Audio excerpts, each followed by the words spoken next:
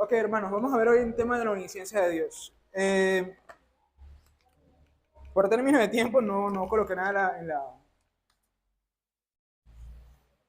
en la pizarra, pero bueno, básicamente voy a ir haciendo a medida que vamos viendo. Lo primero que tenemos que definir es qué es o a qué nos estamos refiriendo cuando hablamos de la omnisciencia de Dios. Es uno de esos atributos omni de Dios. Muy bien, podríamos preguntarnos entonces qué es la omnisciencia de Dios. ¿Alguien podría darme un, un significado que no sea Héctor, que es el que siempre responde y habla? Ya él ya le ocupó todas las vacantes del año. Nadie sabe, y eso que está fácil, no le estoy preguntando por la simplicidad. No, omnisciencia, eso es omnipresencia. Ok, Dios conoce todas las cosas. Ok, muy bien. A esa definición tenemos que agregarle algo. Es la básica, ¿no? Pero está bien, no está mal. Significa que conoce todas las cosas. Chévere. Lo podemos poner entre paréntesis, que conoce eh, tanto las posibles, es decir, Dios conoce todas las posibilidades,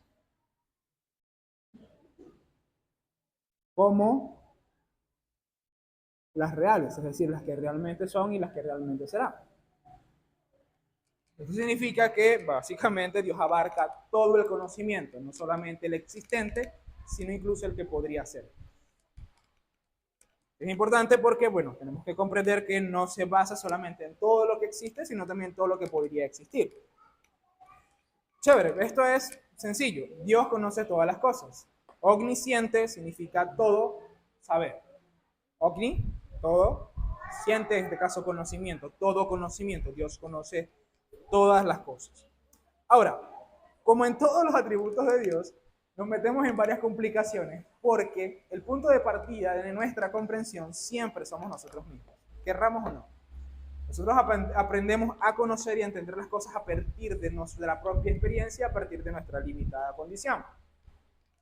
Y aquí es donde entra el tema, ¿no? ¿Por qué? Porque la forma como Dios conoce las cosas no es igual como nosotros conocemos las cosas. ¿Sí?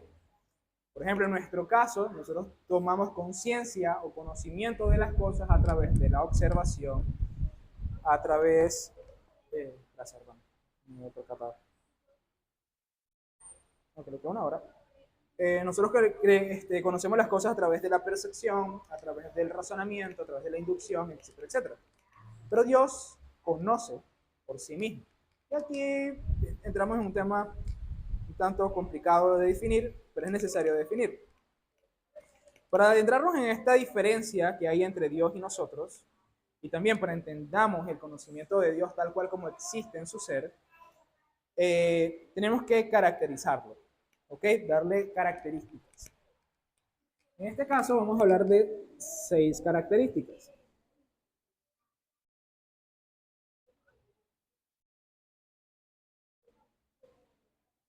Seis características del conocimiento de Dios, ¿ok? Primero, la primera característica es que el conocimiento de Dios, vamos a utilizar el rojo, conocimiento de Dios, en primer lugar, es intuitivo,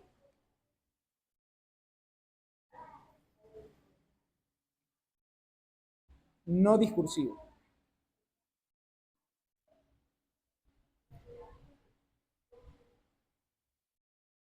¿Qué significa que el conocimiento de Dios es intuitivo y no discursivo?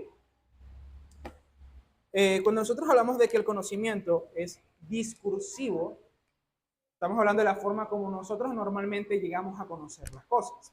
¿Cómo nosotros llegamos a conocer las cosas? Bueno, a través de la observación, a través del racionamiento, a través de la deducción, a través de la inducción, a través de la comparación. Que todas esas cosas son de una forma u otra elementos del lenguaje, ¿vale?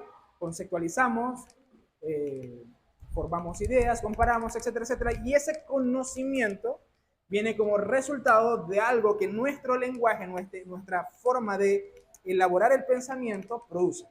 ¿Sí se entiende eso? Por ejemplo, si usted quisiera conocer esto, usted tendría que observarlo, tocarlo, dice es corrugado, es de tal color, tiene tales características, tiene una función. ¿Cuál es la función? Bueno, guardar cosas dentro de él, en este caso, marcadores. ¿Vale? Y nosotros vamos conociendo a medida que vamos observando, vamos deduciendo, vamos comparando, vamos caracterizando, etcétera, etcétera. Bueno, en Dios no pasa eso. Exactamente. Ese es el punto. Es decir, nosotros aprendemos. ¿Sí? Nosotros adquirimos el conocimiento a través de una serie de procesos, que son llamados discursivos porque son procesos del lenguaje, son procesos del pensamiento, y a través de ello nosotros llegamos a conocer. ¿Sí? Por ejemplo, de repente usted, si yo le digo, bueno, no sé, algo que no conozca, ¿qué podría hacer? Bueno, ¿sabes qué significa arjé? Bueno, aquí un hermano que tiene algo conocimiento de griego. Arjé significa autoridad. Si yo no le explico eso, no sabría, porque no sabe qué significa esa palabra, ¿ok? Entonces nosotros sabemos, o lo sabe, y ahora lo entiende y adquiere el conocimiento, ¿no? Acaba de aprender algo nuevo. Arjé en griego es autoridad o dominio. En el caso de Dios no pasa así. Dios no adquiere conocimiento. Dios no observa y dice, ah, mira, interesante esto. Ahora aprendo esto. No, el conocimiento en Dios es, no se adquiere, existe en sí mismo. ¿Ok? De hecho, y aquí esto sí te puede hacer volar la cabeza. Las cosas existen, no, en nuestro caso, no, vamos a hacer la comparación. Nosotros conocemos lo que existe y conocemos lo que conocemos porque existe, ciertamente. ¿Ok? Pero en Dios, Él conoce las cosas y porque las conoce es que llegan a existir. Es decir, Dios primero concibe las cosas en su cabeza, en su mente, y después es que existen. Para nosotros es una locura porque las cosas así no funcionan para nosotros, ¿no? Para nosotros el mundo no funciona de esa manera. Para nosotros funciona de que las cosas existen y por lo tanto llegamos a conocerlas. En el caso de Dios, Dios las conoce primero, las conceptualiza en su mente y a partir de eso es que llegan a existir. Es decir, todas las cosas existen y subsisten por el conocimiento de Dios. ¿Sí se entiende esto? ¿Sí comprendemos esto? Sí se comprende. Yo sé que es un poquito complicado cuando entramos en estos temas, pero lo que se define es esto. Nosotros conocemos, aprendemos, Dios sabe por sí mismo. Por eso se utiliza la palabra intuitivo. ¿Alguien sabe qué significa que algo es intuitivo? Es innato. ¿Ok? ¿Sí? Es innato. No es algo como que, bueno, lo aprendí. No, ya tú existías con eso. Por ejemplo, respirar es algo innato en el ser humano.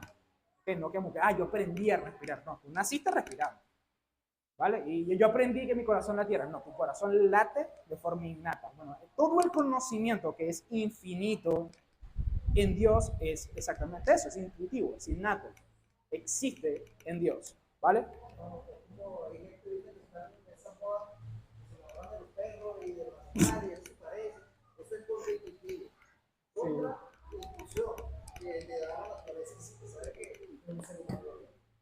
Sí, lo que pasa es que nosotros somos seres complejos que ya no sabemos qué inventar.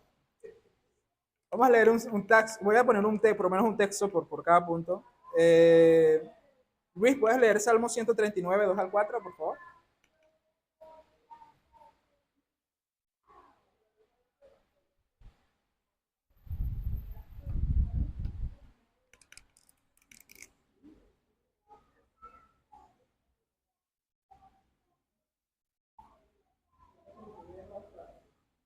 Ajá.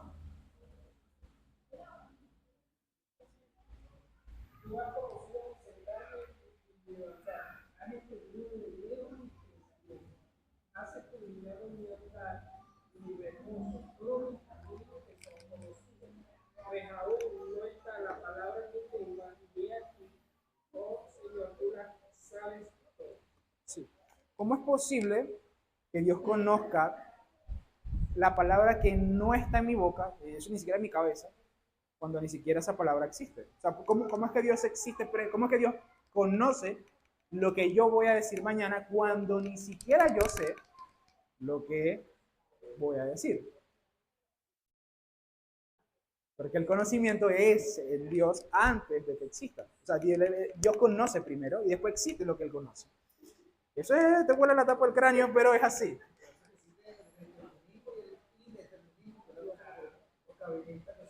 No vayamos a meter para allá. Por favor, eviten meternos para ese tipo de cosas. Ok, segunda característica. La segunda característica es que el conocimiento de Dios es simultáneo y no sucesivo. ¿Qué significa que es sucesivo? Y a partir de ahí tratamos de definir qué es simultáneo. ¿Quién me puede decir que alguien conoce algo de forma sucesiva? ¿Echan de cabeza, hermanitos? ¿Qué significa sucesivo? Seguidamente. 1, 2, 3, 4, 5, 6. Eso es sucesivo. ¿Okay? Paso 1, paso 2, paso 3. Es como tiempo 1, tiempo 2, tiempo 3, pasado, el presente y el futuro. Exacto. Hay una serie de eventos que llevan una serie de sí. Nosotros, una línea temporal. Sí. Ahora, nosotros conocemos de forma sucesiva, ¿vale?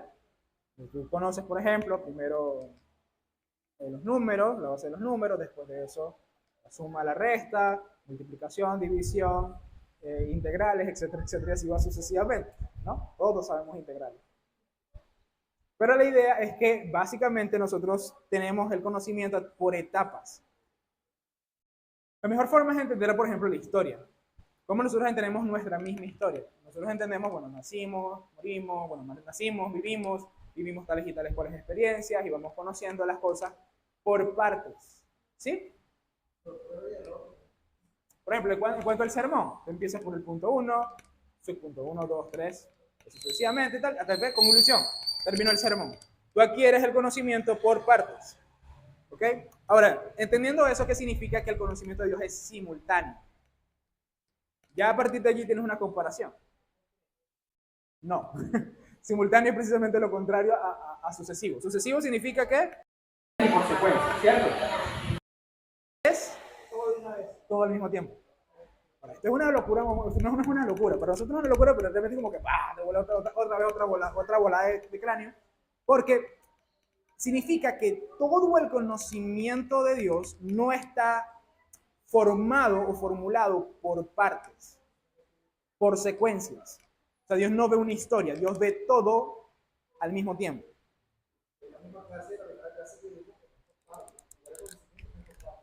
Sí, es exactamente, no es por partes en el sentido de...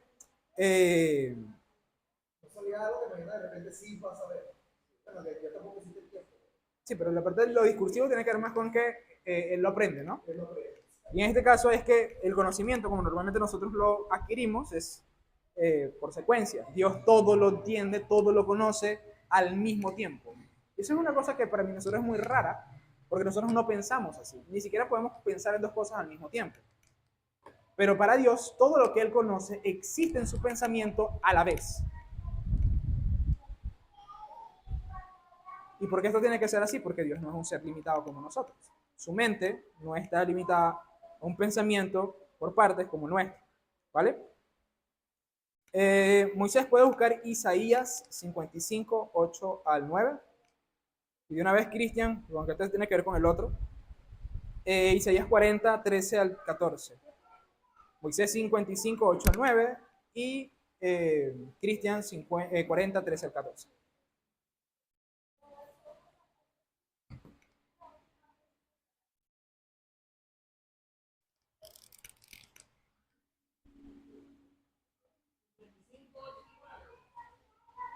Sí, sí.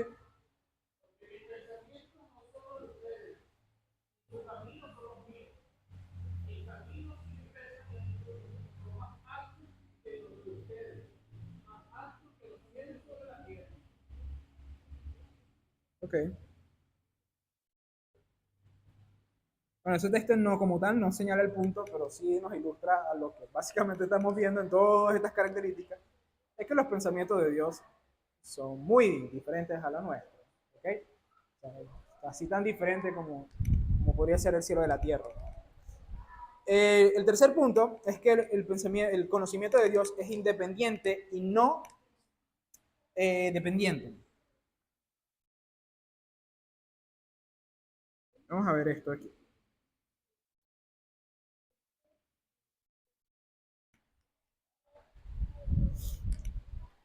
Bueno, esto tiene que ver mucho con el tema de que es discursivo, no te voy a ser breve.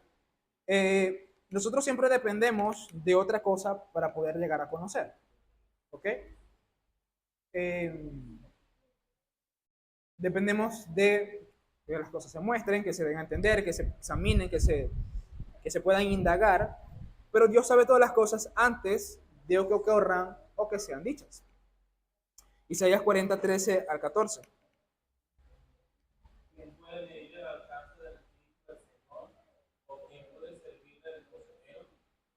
¿A quién consultó el Señor para ilustrarse? ¿Y quién le enseñó el camino de la justicia? ¿Quién le impartió conocimiento o le hizo conocer la senda de la inteligencia? Sí, fíjense allí de quién le enseñó, quién le impartió, quién le dio sabiduría. ¿Ok? Nosotros podríamos decir, bueno, yo aprendí de mi papá o de mi mamá tal o cual cosa, yo aprendí del pastor tal cosa, yo aprendí de mi maestro tal cosa.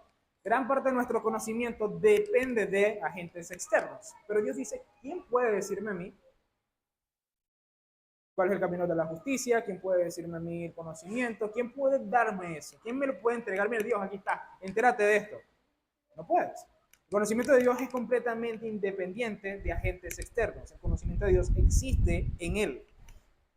Y nosotros de hecho existimos por el conocimiento de Dios, que es diferente a eso. ¿Estamos claros hasta allí? ¿Puedo seguir? Ok. Punto 4. El conocimiento de Dios es infalible, no errático. Miguel, ¿puedes buscar Salmo 31.5? Y Fanny, ¿puedes leer tú, no? Romanos 3.4. Vamos a poner aquí. ¿A qué nos referimos cuando decimos que es infalible? ¿Cómo? Exactamente. Aquí nos estamos llamando de errático. Es infalible, no es errático.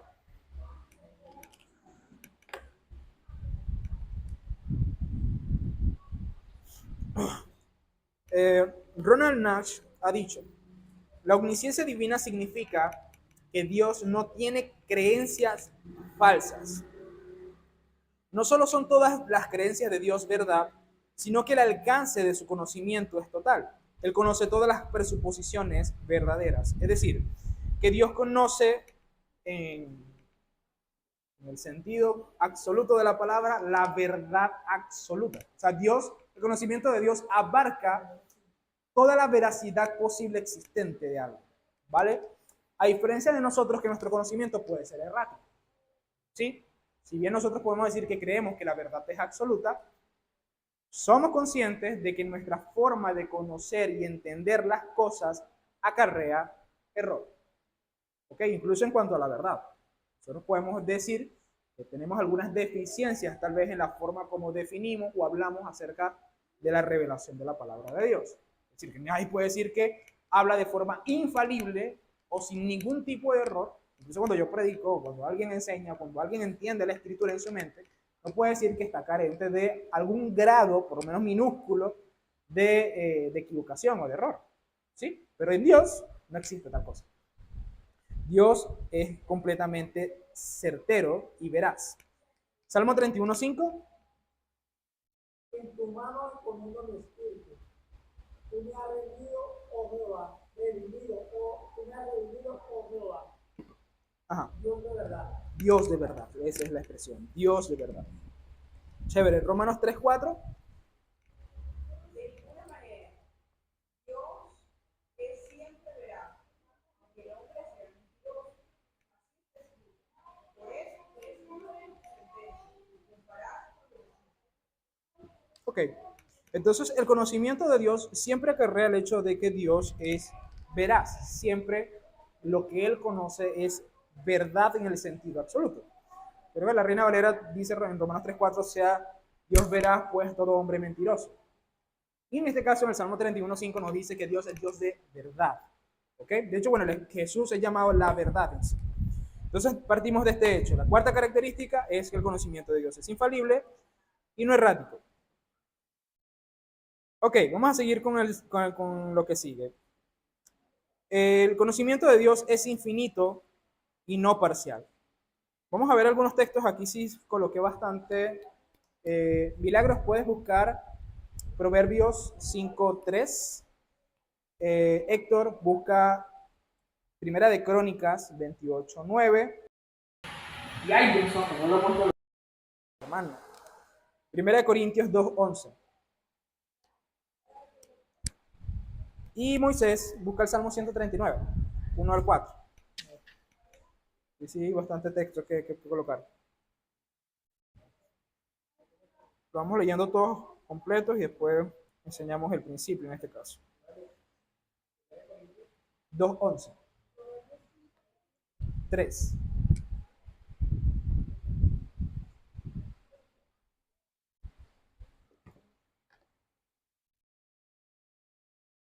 Vamos a empezar con Primera de Crónicas. Un Salomón, hijo mío, reconoce al Dios de tu Padre y sírvele de todo corazón y con buena disposición, pues el Señor escudriña todo corazón y discierne todo pensamiento. Si lo buscas, te permitirá que lo encuentres. Si lo abandonas, te rechazará para siempre. Ok, Proverbios 5:3. No, ese no es. Proverbios 5:3 y 1 Corintios 2:11. No, pero no es Proverbios 5:3, tiene que ser otro. Yo lo tengo en la mente, pero no estoy seguro dónde está. Hace una cosa. Milagros lee Salmo 139, 1 al 2, y Moisés lee 3 al 4. Se lo parte entre los dos. Sí, porque aquí dice, de los labios de la adúltera. No tiene nada que ver, ni de cerca. 139, 1 y 2.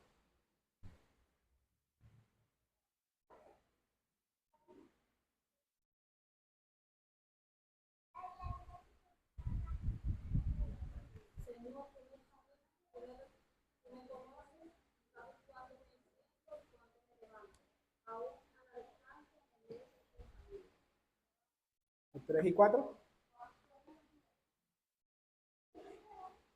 Mi caminos y descanso los conozco. Todos mis caminos que son familiares.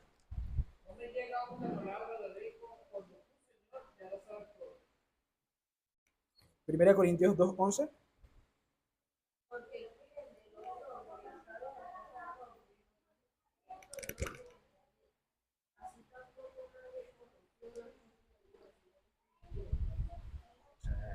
Ok.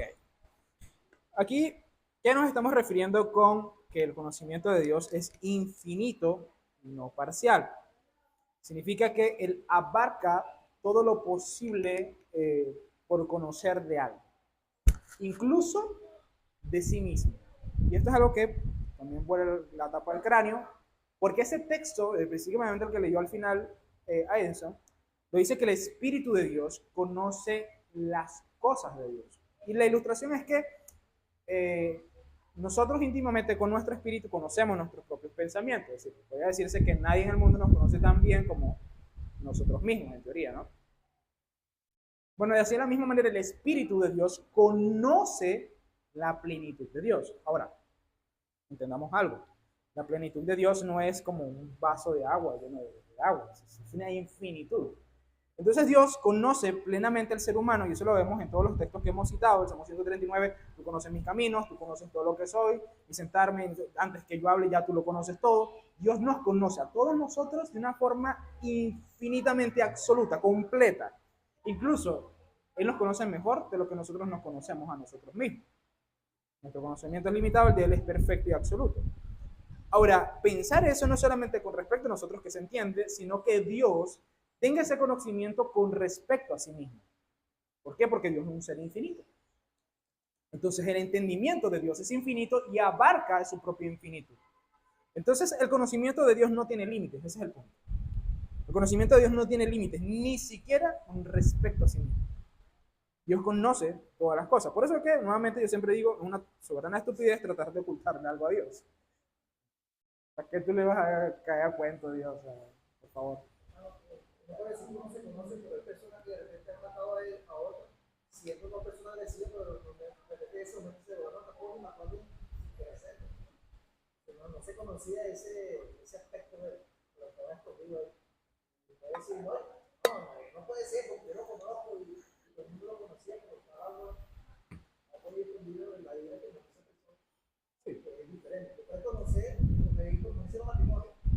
No se casa, no te puede conocer a la pareja, no con el tiempo, uno va viviendo experiencias, va viviendo ciertos momentos que uno saca lo peor o lo mejor de la persona. No, conoce la pared, te conoce a ti. Ahí es donde realmente te das cuenta quién eres tú realmente, con la cosita.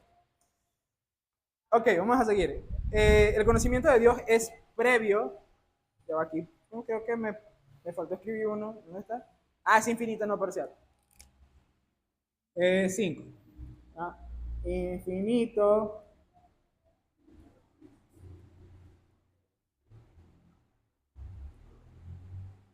No parcial. Y 6 es previo.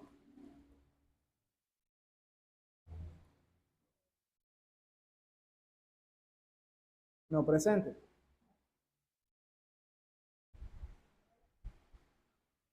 Ok, básicamente eso lo vemos en el Salmo 139. Lo dice antes que mi palabra esté en mi boca, ya tú, Señor, la sabes toda. Pero en este caso, la cita específica es Isaías 44, 7 al 8. Isaías 44, 7 al 8 dice lo siguiente. ¿Quién es como yo que lo diga, que declare lo que ha ocurrido? Desde que establecí a mi antiguo pueblo, que exponga ante mí lo que está por venir, que anuncie lo que va a suceder. No tiemblen ni se asusten. ¿Acaso no lo anuncié y profeticé hace tiempo? Ustedes son mis testigos. ¿Hay algún Dios fuera de mí? No, no hay otra roca. No conozco ninguna. ¿Okay? De hecho, este es un argumento muy frecuente para hablar que la Biblia ciertamente es palabra de Dios. ¿Por qué? Porque Dios conoce todas las cosas antes que sucedan. Y bueno, la cantidad de profecías cumplidas que tiene este libro no es normal. ¿Vale? No hay ningún otro libro en el mundo que tenga cerca lo que este libro ha profetizado y ha dicho con tanta exactitud alrededor de la historia. ¿Vale? En este caso se entiende que el conocimiento de Dios nuevamente no es presente en el sentido de que necesita que las cosas ocurran, que existan para que puedan ser conocidas por Él. Dios las conoce todas antes que sucedan. ¿Por qué? Porque el conocimiento de Dios es un atributo de Dios.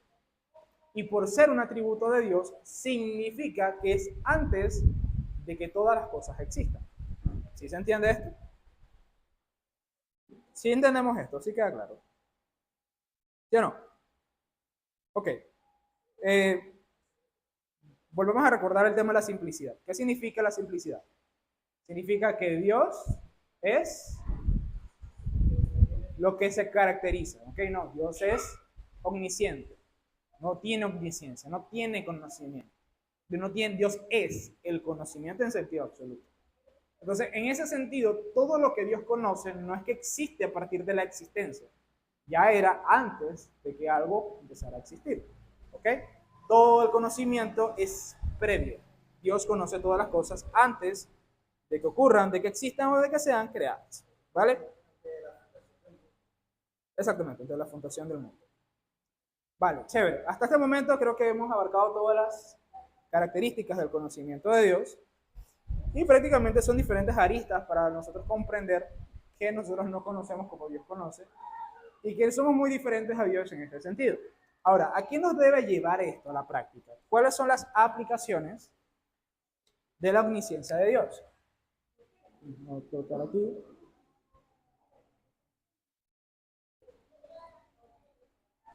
aplicaciones. Muy bien. Al comprender el conocimiento de Dios, esto debe, como casi todos los atributos de Dios, afectar la forma como nosotros adoramos a este Dios. Es decir, la primera aplicación es que esto debe afectar nuestro culto racional delante de su presencia. En este caso voy a citar bastante a William Shatnock, el autor del conocimiento de Dios y sus atributos.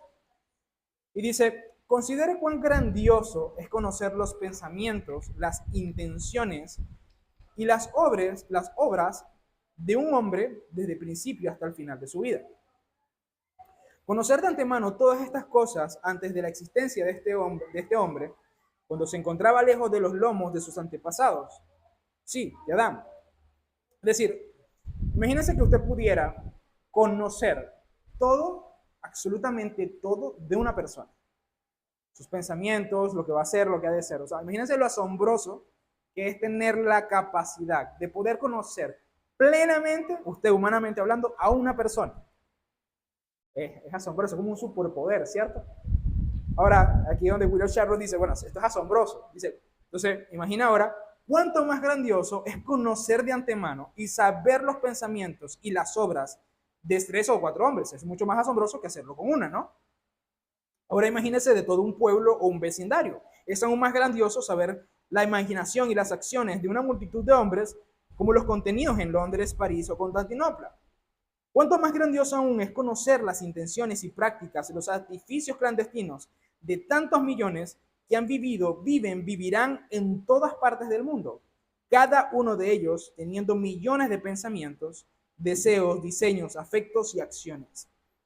Y este atributo, entonces, haga que el Dios bendito sea honorable ante nuestros ojos y adorable en todos nuestros afectos.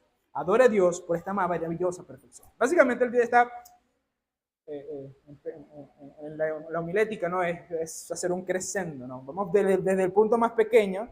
Imagínense conocer un hombre, bueno, ahora imagínense 3, ahora imagínense un pueblo, ahora imagínense conocer todo lo que existe. O sea, es sencillamente inimaginable. O sea, tanto conocimiento no cabe en nuestra cabeza.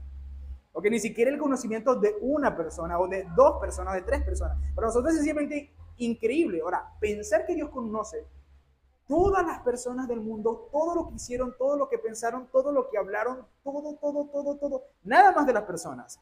Ahora métese ahora todo lo que ocurre en el universo, lo que hace cada hormiga. Por favor, hermano, o sea, esto es una bestialidad de conocimiento que si tú los metieras todos en un libro, o sea, abarcas todo el universo y todavía te queda para seguir escribiendo. Todo eso está en la mente de Dios. ¿Okay? Todo eso está en la mente de Dios. Por eso que uno humildemente tiene que reconocer que Dios es más sabio de lo que yo soy. Y si Dios decide llevar mi vida por un lado que a mí no me parece sabio, cállese. Cállese la boca, porque o sea, tú no sabes nada, o sea, tú no sabes ni siquiera una gota, no tienes ninguna gota del conocimiento de Dios. ¿Ok? Y esto debe llevarnos a asombrarnos de quién es Dios. Es decir, wow, qué mente tan asombrosa tiene mi Dios y qué perfección tan grandiosa que me debe llevar a admirarlo y conocerlo. Y eso tiene mucha relación con cómo nosotros vemos este libro, hermanos. ¿Ok? Si nosotros creemos, de hecho vimos hoy en el sermón, seriamente, de que la Biblia es la palabra de Dios. Hermano, esto es otra cosa. Esto es increíble. Es que de hecho yo siempre me asombro de eso. Cuando tú estudias bien la Biblia y la entiendes bien, cómo se interconecta todo, cómo el plan divino está orquestado tan perfectamente, cómo tan certeramente habla de las intenciones del corazón, de los problemas del ser humano, y tú dices, esto no lo pudo haber escrito un hombre o una serie de hombres. Esto es imposible que lo haya escrito una mente frágil y débil y pecadora como la mía. O sea, es Dios con ese infinito conocimiento que decidió revelar estas cosas para nosotros. ¿Ok? Por eso es que esto es un tesoro tan grande, hermano. La Biblia es un tesoro inestimable, porque viene de la mente perfecta de Dios. En consecuencia, este atributo no solamente debe llevarnos a adorar a Dios con con esa sensación de majestad, sino que también debe llevarnos a la humildad. Dice William Charnock, no hay nada que haga al hombre más propenso a ser orgulloso que su conocimiento. Se trata de una perfección en la que se gloría. Pero si nuestro propio conocimiento de la superficie de las cosas nos envanece, escúchese bien, nuestro propio conocimiento de la superficie de las cosas. Entonces, eso es lo que nosotros conocemos la superficie de las cosas. No se envanece, la consideración de la infinitud del conocimiento de Dios debería suprimir tal tumor. A medida que nuestros seres son nada en lo que se refiere a la infinitud de su esencia, así nuestro conocimiento es nada en lo que se refiere a la inmensidad de su entendimiento. Tenemos una chispa de ser, pero nada en comparación con el calor del sol. Tenemos una gota de conocimiento, pero nada en comparación al océano divino. Qué cosa vana es de un arroyo poco profundo presumir de sus corrientes ante un mar cuyas profundidades son insondables. ¿Cómo es vanidad presumir de nuestra fuerza cuando recordamos el poder de Dios y de nuestra prudencia cuando pensamos en la sabiduría de Dios? Así también no es menor vanidad presumir de nuestro conocimiento cuando pensamos en el entendimiento y en el conocimiento de Dios. Y yo creo que a veces, sobre todo a la gente que hace ciencia, les hace recordar un poquito esto. Ok, sí, has conocido algo, ¿no? De cómo funciona el mundo. Has conocido algo de este libro. Has conocido algo, de la superficie de las cosas. Pero Dios, Él conoce perfectamente todo. Todo. O sea, su entendimiento es perfecto. Entonces, el punto aquí, lo que básicamente William Charnock está sugiriendo, y es creo que algo que nosotros tenemos que aprender a hacer, es entender que nosotros podemos llegarnos a enorgullecernos en muchas cosas, pero cuando nos comparamos eso mismo con Dios, nos debe llevar a la humildad. Voy a decir, o sea, ¿por qué yo me voy a llenar de orgullo por todos los libros que he conocido si ni siquiera una gota del océano inmenso del conocimiento de Dios he adquirido? ¿Qué soberana tontería estoy pensando? O sea, me comparo con Dios en cuanto a mi conocimiento y entiendo, no soy nada. ¿Ok? Pero ¿cuál es el punto? El punto es que nosotros normalmente para envanecernos y enorgullecernos nos gusta compararnos con otros, ¿no? Y sobre todo con aquellos que tienen menos conocimiento, que son menos hábiles que nosotros. Siempre como que agarramos al gordo para que nosotros nos veamos flacos y así es muy fácil, así es muy sencillo. Pero cuando tú te comparas delante de Dios, te das cuenta que no eres nada, ni siquiera polvo. Y allí es donde realmente debe llevarnos este tributo. Este tributo tiene que llevarnos a la humildad.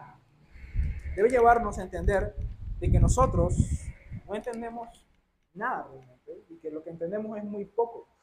Por eso es que realmente cada vez que nosotros vamos a estudiar la palabra, vamos a recibir la predicación, vamos a leer la escritura, oramos a Dios. O sea, no es simplemente como que un proceso religioso que tenemos que hacer. Hermano, le estamos pidiendo al Dios de todo conocimiento que nos dé conocimiento.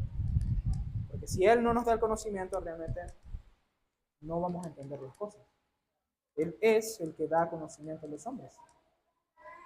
Recordemos, por ejemplo, a Salomón y recordemos a Nabucodonosor.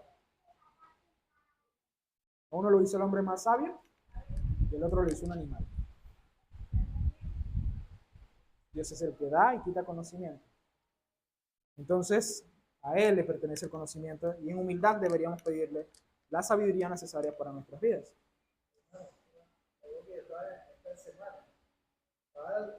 A veces un momento que me afecta, cuando algo viene este sentido entre los dos izquierdos, y me da algo, o ya sea por leer la Biblia, ya sea a veces de maldad, a veces me da por buscar, no sé, ¿verdad? Y si no, mira, la verdad es y yo también le pongo la inicial. Como que pongamos debate, ya me respondo. Ok.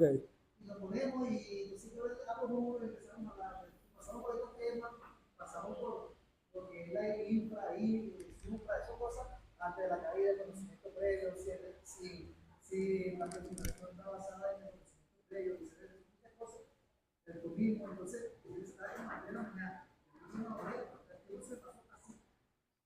sí, hablando, yo le respondía, pero tú eres amigo y nos vieron llevar.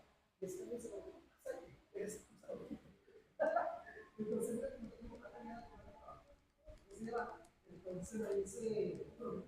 me dice, me cansa. Me cansa, es una palabra. Y yo me dijo, recuerda que yo dije que no se culpable. Y después que, y a pesar que después que pasamos este mundo que nos murió, por eso que no vamos a ir eterna, porque no va a alcanzar el eterno, para conocer que tanto se hubiera tenido. Yo, por mi razón. Y el teléfono, se le tocó la leche, y me corté a dormir. Por eso cosas que a veces no sé, yo vi un frasco así, unas cosas que quiero entender ahorita. No, a la final la idea de Dios, yo le dije que eres ambigua, entonces me dice, ay, esto, perdón, en verdad soy ambigua porque quiero ser neutral. Entonces me parece neutral, pero quiero ver que sea directo, que sea veraz. Pero ella no puede ser veraz porque siempre quiere convencer, quiere siempre convencerme. Políticamente correcta. Políticamente correcto. Entonces le dije, entonces, que vale hablar contigo. No puedo decir no, ¿verdad?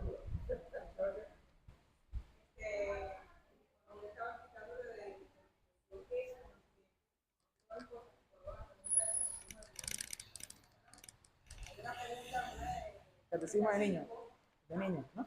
Me dice que la pregunta es, ¿sabe Dios todas las cosas? Y entonces la respuesta es sí. Nada se escapa de la vista de Dios. Entonces, me hace recordar lo que tú decías, que a veces uno, con un poquito de conocimiento, no se aparece, piensa que lo sabe todo y ya lo que más puede decir del otro. Pero si nos comparamos con Dios, no sabemos absolutamente nada. Nada más bien da temor. ¿Por qué da temor? Porque la palabra de Dios está ante el gobierno, ante aquel que tenemos que tener en cuenta. Y a veces nos pregunta, a veces no, nos pregunta, está, pero tú lo ves mal. Que nos ciega, que nos permite los pueblos y el pecador. Y a veces, estamos pecados, pero yo no ni siquiera lo sabemos. Ni siquiera sabemos como dice la palabra de Dios, de hombre. Entonces, ¿qué puede creer? Tal cual,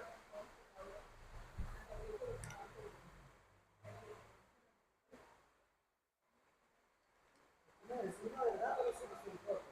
Es que una razón sabe que la política de hoy se lo explica. Porque yo era esa persona que sí se importa. Pero esa persona hace mucho conocimiento de la verdad, porque no lo sabe.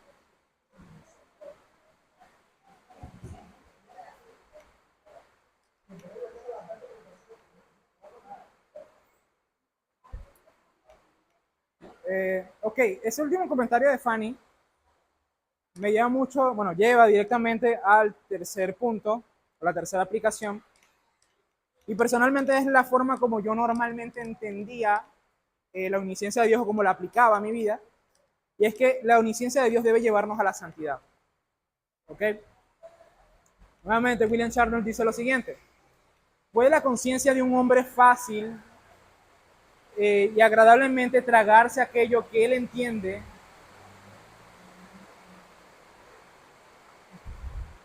cae bajo el marco del conocimiento de Dios cuando es odioso a los ojos de su santidad y hace que el actor sea detestable para él?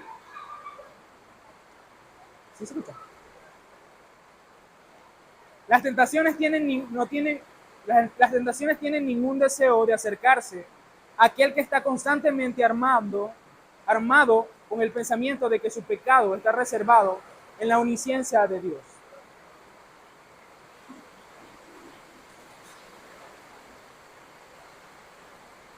Estoy mojando.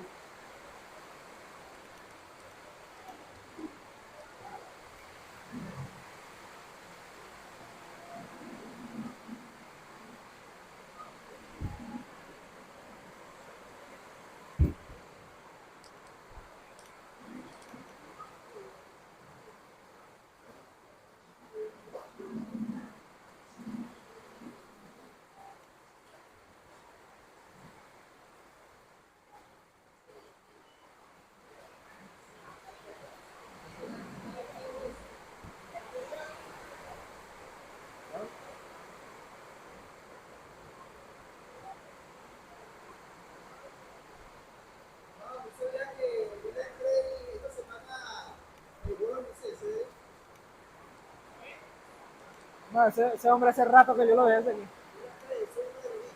Pero él no niega porque él no dice abiertamente que es anticapitalista, pero sí es anticapitalista. Por eso que cree en el marxismo. Y para defender el marxismo, él no es quitándole esa el único Dios. Porque él cree en Intermedio. ese es el conocimiento medio, pero él cree en el mundo posible.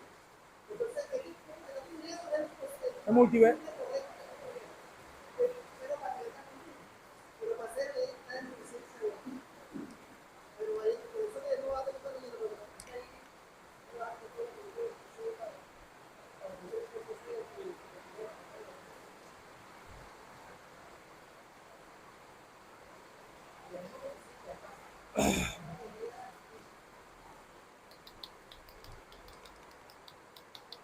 Ok. ¿Sí me escuchan? Ok. Voy a leer otra vez.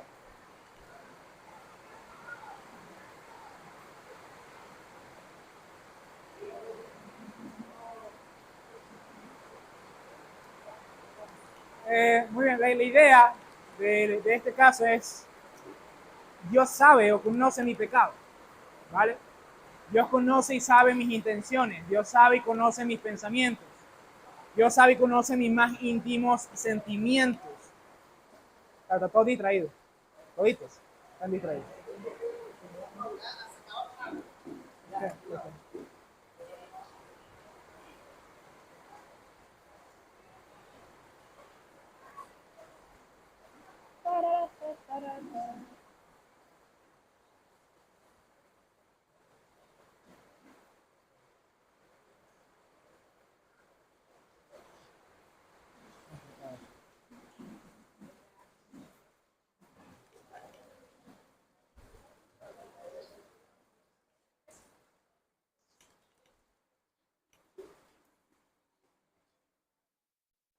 Ok, la idea es que la omnisciencia de Dios nos debe llevar a la santidad al entender que Dios conoce lo que somos, lo que hacemos, lo que pensamos y todo cuanto existe en nosotros. ¿Ok? Y esto, yo siempre lo he dicho, esto tiene que llevarnos a nosotros a una sinceridad cruel con nosotros mismos. ¿Ok? ¿Por qué? Porque nosotros somos muy dados a engañar a otros y hasta engañarnos a nosotros mismos. No, es que eso es porque, no sé, cuando yo era chiquito, mi papá, tal cosa, o sea, te engañas a ti, te engañas a los demás, pero a Dios no lo engaña. O sea, a Dios tienes que decirle las cosas tal cual como son. ¿Ok? Y eso marca una pauta para la santidad. ¿Por qué marca una pauta para la santidad? Porque tú le puedes decir a los demás, incluso a ti mismo, y convencerte y convencer a los demás de que eso es excusable o que es justificable o esto o aquello, pero realmente puedes ir al trono de la gracia y decirle a Dios, bueno, Dios, yo pequé por esto, o yo hice esto por esto, me justifico basado en esto. O sea, si eres sincero realmente, Dios, o sea, ¿a quién engañas? O sea, no puedes engañar al diablo, puedes engañarte a ti, puedes engañar pero a Dios no lo puedes engañar, porque su conocimiento es perfecto, porque su conocimiento es infinito, es pleno, absoluto. Dios nos escudriña totalmente. Entonces, cuando nos tomamos en serio, que es realmente el dicho que debe acompañar esta serie, es vivir delante de la presencia de Dios, vivir delante de la omnisciencia de Dios, significa vivir en santidad. Pero no vivir en santidad simplemente con apariencia de santidad. Porque como por ejemplo cuando el Señor Jesucristo le dice que Él conocía lo que había en el corazón de ellos. Y por eso los reprendía duramente. Y les llamó sepulcros blanqueados. Están limpios por fuera, pero están muertos por dentro. ¿Por qué? Porque el Señor conocía sus corazones. Conocía las intenciones de sus corazones. Sabían por qué lo hacían las cosas. Y el Señor muchas veces también le dijo, este es un pueblo que en vano me honra, porque su honra viene de los labios, pero su corazón está lejos de mí. Entonces, el tipo de santidad que nos llama a vivir la omnisciencia de Dios es una santidad en la cual nuestro corazón, nuestra mente y lo que somos y hacemos íntegramente relacionado con aquello que Dios solamente conoce. ¿Sí me explico? Otro caso, por ejemplo, cuando el apóstol Pablo decía que él vivía con una conciencia tranquila delante de Dios y delante de los hombres. ¿Sabes qué es eso? Porque él vivía basado en que Dios lo conocía. Y él sabía sus intenciones. Y él resguardaba su corazón de malas intenciones o de cosas que no. Entonces, esto nos llama a vivir una santidad completa. Si tú entiendes la omnisciencia de Dios, si entiendes que Dios te conoce y Dios sabe lo que pasa por tu cabeza, las imaginaciones malignas que hay en tu corazón, entonces vas a ver la santidad desde otra perspectiva. ¿Ok? Y finalmente, el conocimiento de Dios debe hacernos temerosos del pecado y consolados en su conocimiento. Pecado, temor y consuelo, básicamente, debe estar en nuestro corazón, basado en 1 de Juan, capítulo 3, 19 al 20.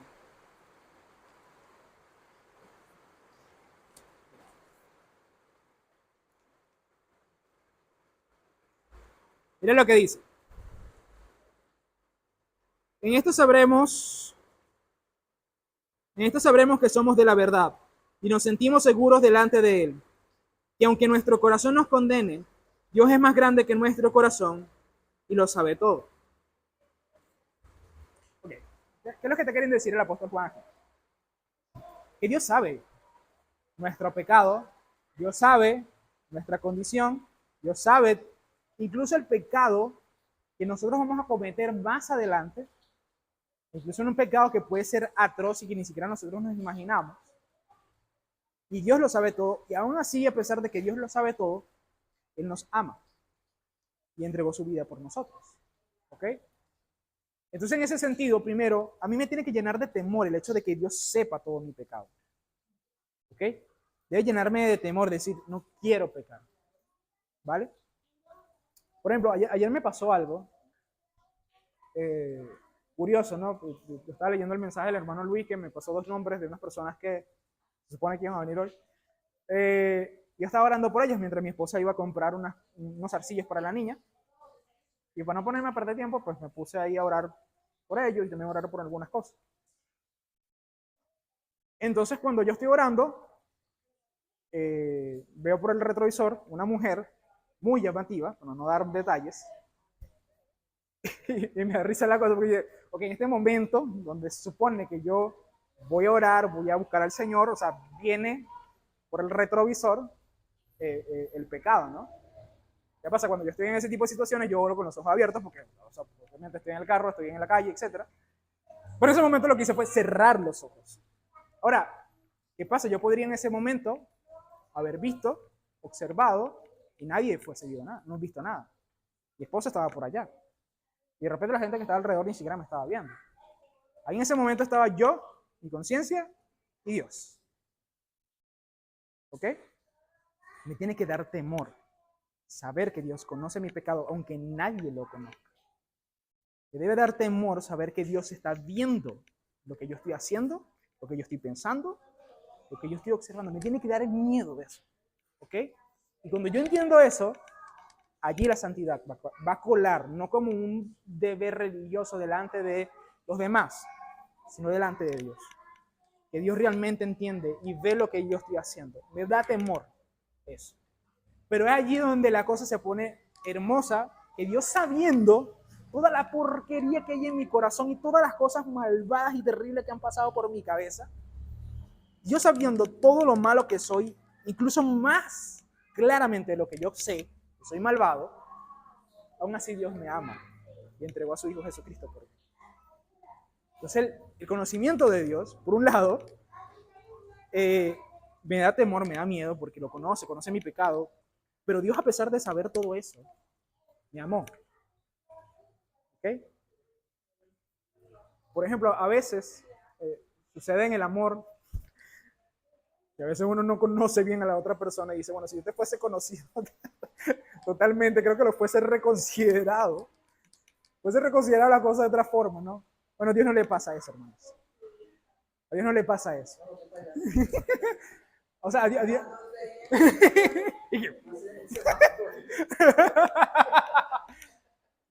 ¿Ok? Pero a Dios no le pasa eso. Dios sabía exactamente en qué rollo se estaba metiendo con nosotros. Él sabía exactamente todos nuestros pecados y todas nuestras miserias y aún así entregó a su Hijo Jesucristo por nosotros para darnos salvación. Entonces esto, por un lado, me tiene que llenar de miedo, pero también me consuela. ¿Y por qué se cita ese texto? Porque ese texto dice que nuestra conciencia nos puede condenar. Le dice que más grande que nuestra conciencia es Dios. Y lo que está queriendo decir allí, porque si usted lee 1 Juan, sabrá que va a sentir dudas acerca de su salvación, porque él dice cosas muy duras.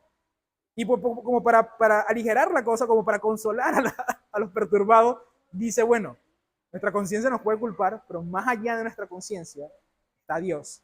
Y Dios lo sabe todo. O sea, porque pon tu esperanza y tu confianza en el Señor.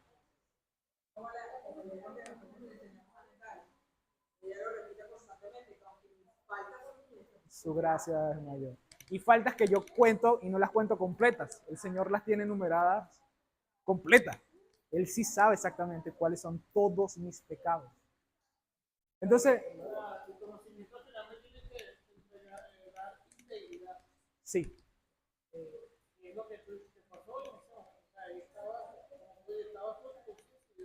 Ujú. Allí es donde realmente se hace efecto. Claro. Y estoy entendiendo lo que es la palabra. Porque hacerlo delante de otro es fácil. Sí. Hacer la cosa bien delante de otro es fácil. Sí. De hecho, yo puedo manejar de tal forma las circunstancias que yo me construyo una opinión delante de los hombres. Incluso delante de mi esposa que vive conmigo. Que decía, oh, es tremendo esposo, tal, no sé qué. Pero delante de Dios soy exactamente eso. ¿Sí? Como los hombres que tienen otra esposa por otro lado. ¿Qué decir, Luis?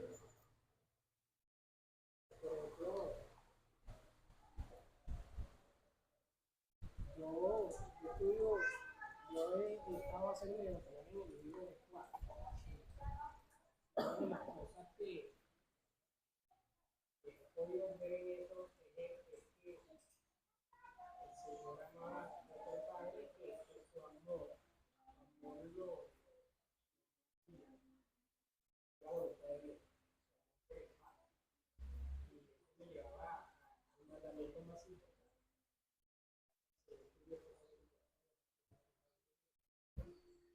Porque yo he meditado muchas veces en la ciudad. Muchas veces he sentido temor de las consecuencias de Dios y que de verdad es seguro. Pero el tratado que ayer repartimos con el hermano decía que el camino de salvación hablaba y hacía una pregunta, hacía una que debe ser salvo, es decir, ¿salvado de qué? Decía, salvado del infierno. Esto no prueba nada, decía el escritor, porque el miedo no te salva. Sí, y decía, quieres ser salvado, pero tu pecado es el que debemos querer ser salvados. Porque Jesús iba a salvarnos de nuestros pecados. Porque lo que nos condena es el pecado. Pero el Señor ilustra lo que podía ver es el amor del Señor hacia Dios que le llevaba a obedecer a Dios. Y Él nos dice que mayor mandamiento es amar a Dios. Porque cuando amamos a Dios, no vamos a huir de pecado por amor a Dios. Lo amamos de tal manera que no queremos callar. No queremos pecar contra Él, porque lo amamos. Y más allá del temor el temor del pecado, de la consecuencia del pecado, no tenemos esa consecuencia, es que no quiero dañar mi amor por Él, no quiero dañar mi relación con Él, mi amor por Él que cuido mi relación con Él, de manera que no es por el miedo de pecar y las consecuencias, no es porque amo a Dios. Claro. Y meditaba yo en eso, porque muchas veces yo me he sentido con temor y he dejado de pecar por temor. Pero yo le pido al Señor, Señor, dame un corazón que te ame y que no sea el temor a pecar lo que me mueva a no pecar, sino el amor hacia ti lo que me lleve a no pecar. No sé si me entienden ese punto. ¿Sí? Y yo lo podía ver en el Señor. ¿Sí? Me he pedido al Señor muchas veces últimamente de que el Señor me otra vez. Porque es como ese tratado de miedo al infierno, de que miedo a las consecuencias. O sea, entonces, no es mi amor por Dios lo que me mueve a no pecar, es el miedo a las consecuencias. Yo, rapidito, estaba respecto a que te hablando con Carlos, ayer o el otro domingo, lo aquí limpiando, usted me dice, a veces se le hace difícil venir, por limpiar, porque a veces tiene que trabajar y cuestión. Pero me dice, yo lo hago con Cristo, si hacemos las cosas solamente con Cristo, siempre es malo. La palabra dice, si amo mi mandamiento, si me ama, cumplo mi mandamiento. No dice, si me obedece, cumplo los mandamientos. Si quieres ser salvo, cumplo los mandamientos. Y si me amas. Yo voy a venir aquí por obligación y haciendo lo malo. Porque amo a Dios. Y por inferencia amo a mi hermano. Claro. Porque ellos también necesitan entender que eso principalmente no es obedecer por obedecer o una lucha de quién lo hace mejor o quién lo hace peor, sino que si tú amas a Dios, amas a tu hermano, amas a tu voluntad, los mandamientos. Pero no estás al frente, usted no está hablando, yo creo que estamos hablando ya. Sí, lo ayudo, yo también, incluso escribí en el grupo que me iba a venir. Después lo borraste. Escucha, cuando lo voy a enviar, yo digo, estoy así dudando, borro y yo digo, Señor, pues no se trata de mí, se trata de ti. O sea, me siento desanimado, sí, pero no se trata de mí, se trata de ti. Vine. Y eso me fue más de bendición, porque bailecé y eso me quitó ese desánimo. Y incluso mi día fue una comunión con el Señor que yo creo que si no hubiera venido, hubiera sido peor. Sí. Pero es el amor hacia el Señor, yo creo que fue lo que yo pude pensar, Señor, no se trata de mí, se trata de ti. Si de mi amor hacia ti, porque eres mi mujer, más allá de luchar contra ellos. En cuanto a lo que tú has dicho, yo cuando pienso en eso, pienso mucho en el texto que dice que el perfecto amor echa fuera el temor.